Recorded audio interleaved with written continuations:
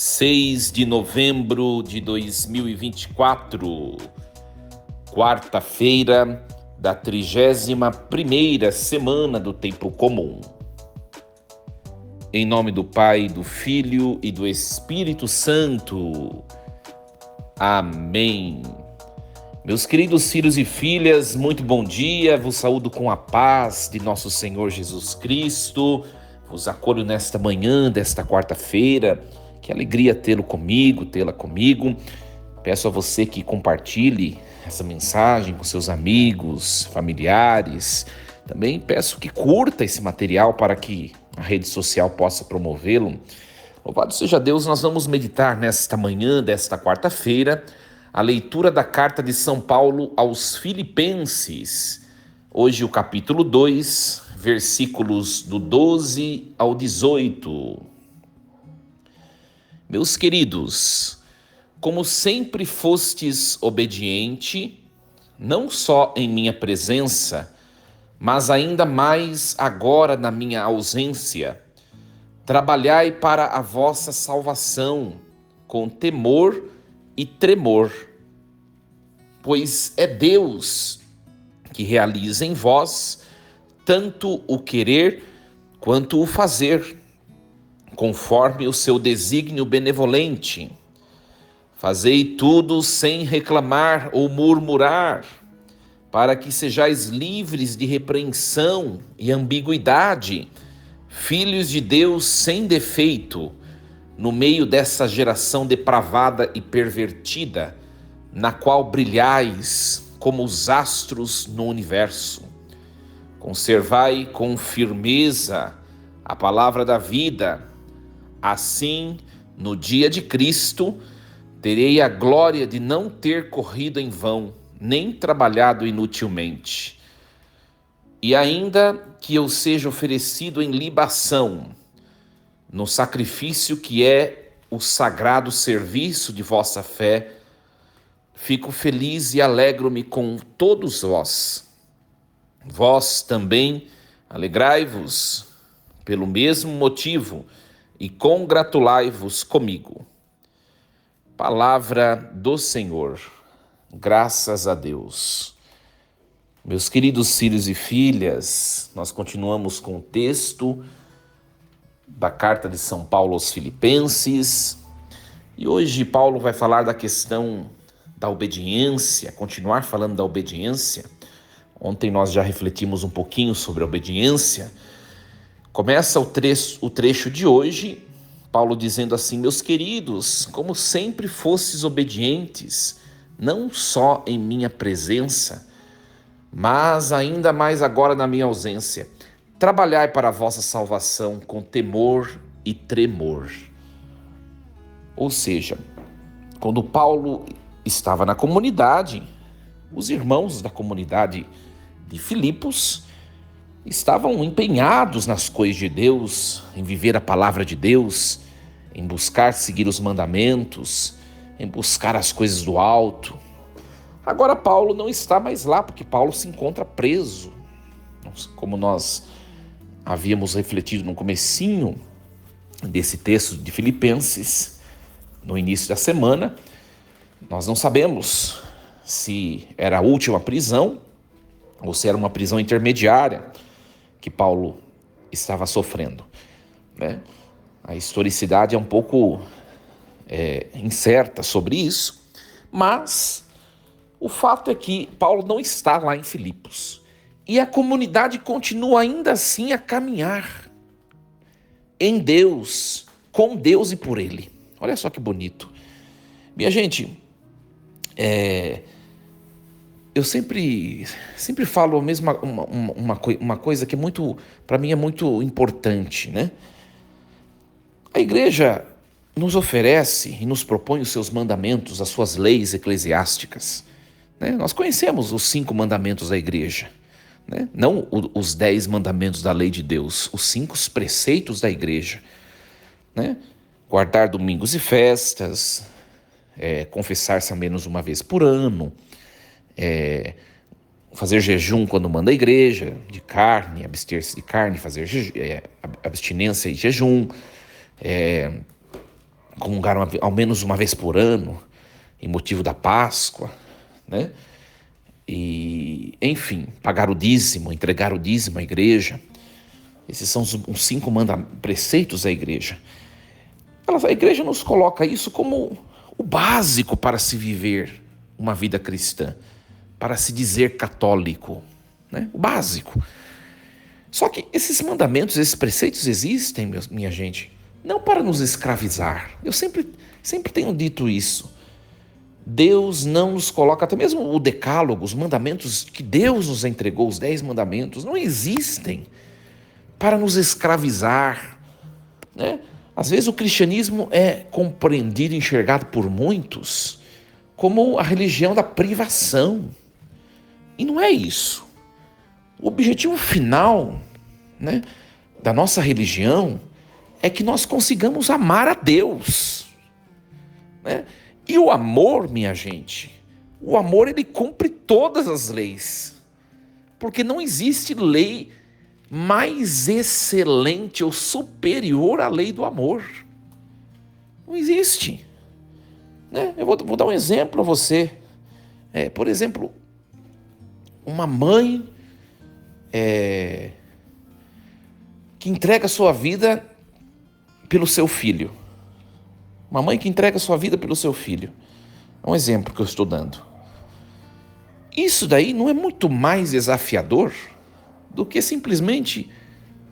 Vamos pegar o primeiro mandamento, o primeiro preceito da igreja, ir à missa todos os domingos. Você sofrer por alguém não é muito mais desafiador do que você simplesmente ir à missa de fim de semana? Minha gente. Quando a gente começa a compreender que Deus nos chama a amar, a gente percebe que se nós não conseguimos cumprir nem os pequenos preceitos da igreja, é porque nós não conseguimos cumprir a lei do amor, porque ela é muito mais excelente e exigente, né? Mas aí a pergunta vem, mas padre, então por que Deus nos entrega o decálogo, os mandamentos? Por que a igreja nos entrega os seus preceitos? Para que a gente possa começar a entrar no caminho do amor, que é a lei suprema, a lei da vida. E Paulo está contente, né? Ele termina o texto dizendo assim: vós também alegrai-vos pelo mesmo motivo e congratulai-vos comigo. Ou seja, Paulo está feliz. Olha só, ele diz no versículo 17, eu fico feliz e alegro-me com todos vós. Por quê? Porque ele sabe que mesmo ele não estando lá, tudo aquilo que ele ensinou, aquela comunidade está vivendo. Olha que bonito isso. Ou seja, eles estão vivendo, obedecendo o apóstolo, não simplesmente ou meramente por uma obediência cega de um preceito, mas porque eles começaram a amar a Deus. E isso é muito bonito, minha gente. Muito bonito. O dia que você começar, que eu começar, que nós começarmos a cumprir os preceitos da igreja, e mais do que isso, os mandamentos de Deus, não porque existem os mandamentos e os preceitos, mas porque nós amamos a Deus, aí nós chegamos no ponto ápice da nossa prática religiosa. Aí nós entendemos o real e o único sentido de ser católico, de ser cristão. Que bonito isso. Fazer algo, não porque eu sou obrigado a tal, mas porque eu amo, né? Vós fostes obedientes, não só em minha presença, mas ainda agora quando eu estou ausente. Olha só que bonito isso. E eu vou dar um exemplo aqui, para vocês perceberem o quanto que Deus se alegra quando nós fazemos as coisas para Deus, não por preceito, mas por amor, né? Eu não sei se você que, por exemplo, uma mãe, vou dar um exemplo aqui, tá bom? Uma mãe que trabalha, tanto ela quanto o esposo trabalham e tem um filho, adolescente. Eu acho que certo dia a mãe chega do trabalho, vou dar um exemplo, e a filha, adolescente, Ela já limpou toda a casa para sua mamãe. A casa está limpinha. A comida tá feita, tá tudo prontinho. A hora que aquela mãe entra, ela sente o cheiro da refeição que está preparada. Ela olha para o chão, ela olha, sente o perfume, além da refeição, perfume, o cheiro da limpeza. Ela enche-se de alegria, porque ela não pediu nada, porque ela não orientou nada, ela não orientou essa adolescente que fizesse isso, porque ela, ao chegar do trabalho, ela mesma ia fazer, mas ela foi surpreendida com isso, e aquilo encheu o coração dela de alegria. Eu não sei se vocês já viveram esse tipo de situação, é claro que eu dei um exemplo pontual, né? Você ser surpreendido pelo amor, né? Isso alegra o nosso coração, minha gente, e alegra muito mais o coração de Deus, muito mais o coração de Deus. Então, nesta manhã, dessa quarta-feira, que nós nos convençamos, nós precisamos surpreender a Deus com nossos gestos de amor, surpreender também o próximo, as pessoas, por sermos cristãos, para que as pessoas olhando para nós, a nossa mudança de vida, a nossa conversão, as nossas atitudes que já não são mais as mesmas, mas como que essa pessoa pode ter mudado tanto? Quando teve um encontro com Jesus, desde que ela se encontrou com esse tal Jesus, desde que ela começou a caminhar na igreja, ela já não é mais a mesma. Isso vai começar a surpreender as pessoas, e as pessoas vão perceber o quanto é capaz Deus de fazer modificações na vida de um ser humano quando ele se abre à graça. Esse é o segredo de uma vida feliz. Uma vida daquele que ama, simplesmente porque ama. Nós precisamos aprender a sermos estes, minha gente. Nós precisamos aprender com a comunidade de Filipos, que surpreendeu Paulo. E a surpresa que eles fizeram ao apóstolo encheu o coração do apóstolo de alegria. É como se Paulo pudesse escrever: eu já posso morrer em paz se eu tiver de morrer nesse momento, porque eu vou morrer feliz, porque eu percebo que vocês entenderam o verdadeiro sentido de amar. Olha, um grande ensinamento para nós hoje. E Paulo diz no versículo 13: é Deus quem realiza em vós tanto o querer como o fazer, conforme o seu desígnio benevolente. E nós precisamos também, minha gente, entender isso. É preciso que haja uma congruência, ou seja, que esteja no mesmo ponto do nosso coração o nosso desejo e a nossa ação, o querer e o fazer. Não basta o fazer, porque aí nós poderíamos ser chamados de hipócritas. O que é uma pessoa que só tem o fazer? É aquela pessoa que mostra, que faz as coisas para mostrar para os outros, hipócritas, falso. Mas o que é também uma pessoa que só tem o querer, mas não tem o fazer? É uma pessoa omissa. E aí vem aquele ditado que todo mundo conhece: de boas intenções, o inferno está cheio. Vocês percebem que não basta só o querer, se não tem a tradução daquele querer em ação. Mas não basta só a ação, se não tiver em consonância com os sentimentos, com os desejos. Porque nós estamos fazendo algo que no fundo nós não queremos.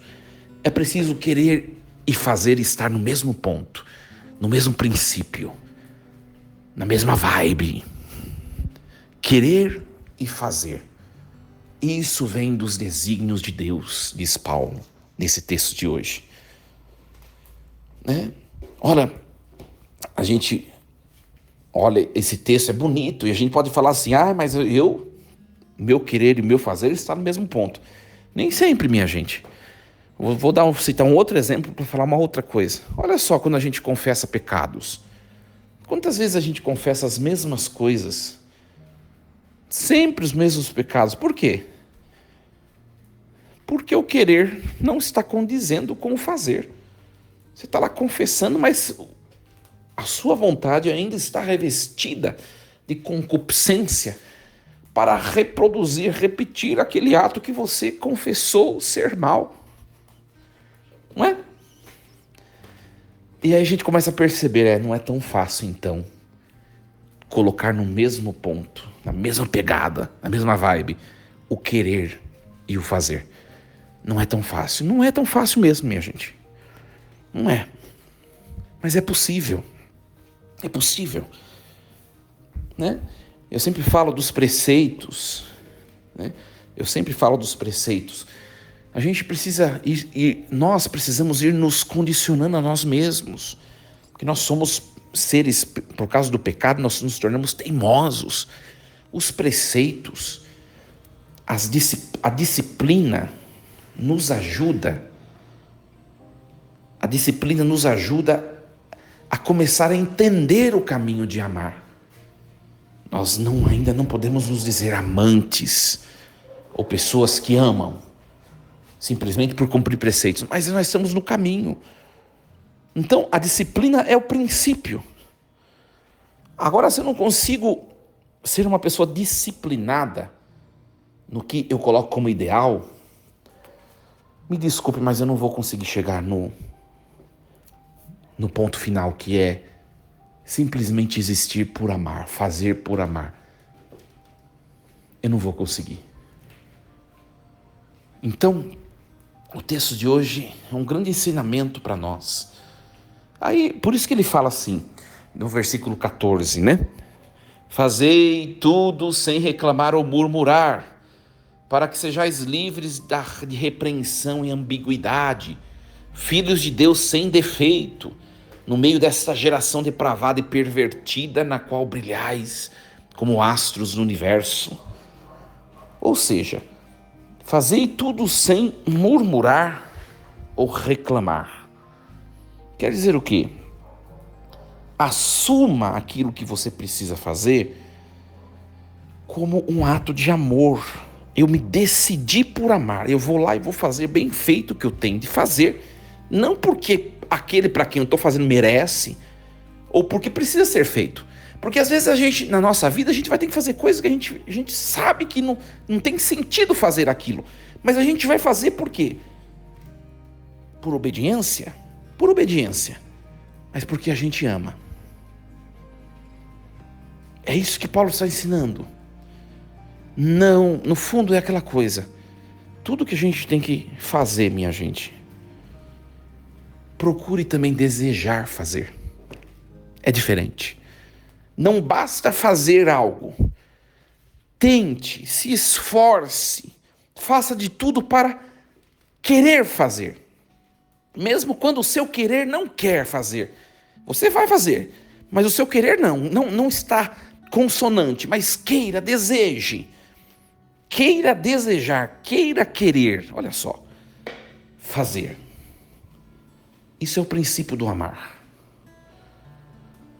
Eu vou dizer uma coisa, é claro que desde ontem Paulo está falando da questão da obediência, né? Não tenhamos dúvida disso. E eu vou dizer uma coisa, minha gente, eu vou dizer uma coisa, não existe cristianismo sem obediência. Não existe. Se eu me digo cristão, se eu digo que eu amo a Deus, mas eu não consigo obedecer meu superior, estou falando de mim como sacerdote, que é meu bispo, né? Se eu me digo cristão, mas eu não consigo obedecer às regras, às leis de onde eu trabalho, por exemplo, né? Enfim. Então, minha gente, eu sinto muito, mas eu estou longe do caminho de amar. A palavra é bem dura, porque não é fácil obedecer, convenhamos. Eu sempre gosto de salientar isso, que não é fácil. Por quê? Porque senão vocês podem pensar, nossa, o Padre Diego é exemplo de santidade. Não, minha gente, é difícil obedecer. Difícil. Às vezes dá vontade de se rebelar, dá vontade de xingar, dá vontade de não fazer, dá vontade... Não é verdade? Mas é um teste para amar. É Deus quem nos prova por meio das situações da vida. Deus nos prova por meio das situações. Daí continua o texto: conservai com firmeza a palavra da vida. Assim, no dia de Cristo, terei a glória de não ter corrido em vão, nem trabalhado inutilmente. Confirmai com firmeza, conservai com firmeza a palavra da vida. No fundo, e é a conclusão da minha reflexão, e também quase que do texto, do trecho de hoje, né? Em tudo que nós temos de passar a nossa vida, minha gente, que nós conservemos a palavra de Deus em nós. Sabe por quê?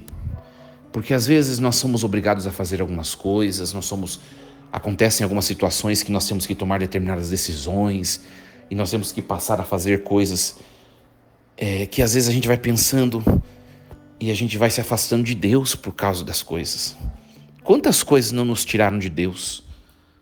Cruzes, situações difíceis, encargos, ofícios, incumbências, coisas que você antes não era sua obrigação, agora você vai ter que fazer. E quantas vezes essas coisas não nos tiram de Deus? Eu tô cansado, aí eu não aguento mais, aí não sei o quê, e aí você começa a murmurar, começa a reclamar, e aí você não vai mais à igreja, você não reza mais, e aí você se cansa de buscar o sagrado, e aí as coisas vão só piorando, É ou não é? Acontece ou não? Isso acontece. Por isso que Paulo está dizendo: conservai a palavra de Deus, a palavra da vida, com firmeza. Mesmo quando a vontade é jogar tudo para o alto e é nem ir mais à igreja, nem rezar mais, faça com firmeza. Porque é isso que vai te sustentar na obediência. É isso que vai te fazer ser perseverante até o fim. É a sua intimidade com a palavra eterna, que é o próprio Cristo, né? Nós sabemos. E por último, minha gente, ainda que eu seja oferecido em libação, no sacrifício que é o sagrado serviço de vossa fé, eu fico feliz e alegro-me com todos vós. Libação, para nós entendermos, os judeus tinham vários tipos de sacrifício. Tinham o holocausto. No holocausto era oferecido um animal e queimado por inteiro como adoração, como louvor a Deus, né? Tinha outros tipos de sacrifício e cada sacrifício tinha um nome. E dentre eles tinha a libação. A libação eram sacrifícios líquidos. E não eram quaisquer líquidos, né? Geralmente eram líquidos mais caros, como por exemplo no tempo bíblico, né?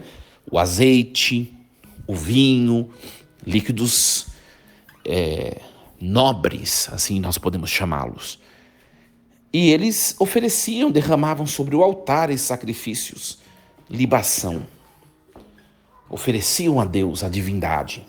Não somente a tradição judaica, mas também os pagãos.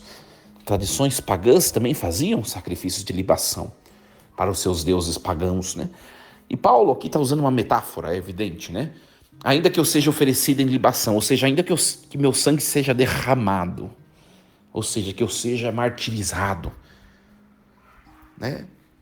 Ainda que isso aconteça, eu estou feliz e alegro-me, porque vocês entenderam o verdadeiro sentido de ser cristãos. E eu termino falando exatamente essa palavra de Paulo. Oxalá, minha gente, que se Paulo estivesse dirigindo a carta a nós, a mim e a você, que ele também pudesse estar manifestando essa mesma alegria. E aí quem vai refletir se ele estaria ou não nessa mesma alegria sou eu e você. Nós estamos prosperando no ato de amar? Nós estamos evoluindo na intimidade, na amizade com Deus? Nós estamos fazendo as nossas incumbências, as nossas obrigações por amor?